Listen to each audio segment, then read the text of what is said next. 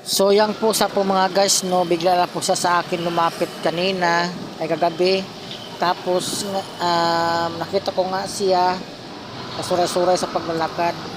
Tapos yung leeg niya tabingi na sa maglakad. Tapos lumapit siya sa akin. Bangga po niya yung ulo niya, yung may taga sa leeg hanggang ulo. Tapos may sugat rin siyang nasa kanyang likod. No, tinaga po yung tabingi na po nga sa kumain po. No, ayan po yung kanya pong taga po sa liig po. No, nahirapan po siyang magmuya dahil yun nga meron siyang taga sa liig.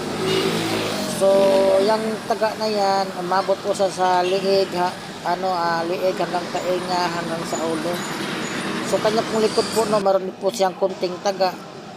So, gusto ko man siyang dalhin po sa bit para gamutin. Wala po tayong kakayahan po madala po sa sabit. Bigla lang po sa akin lumapit. At ayun nga po, inalikan po yung aking kamay bago ko siya pinakain dyan.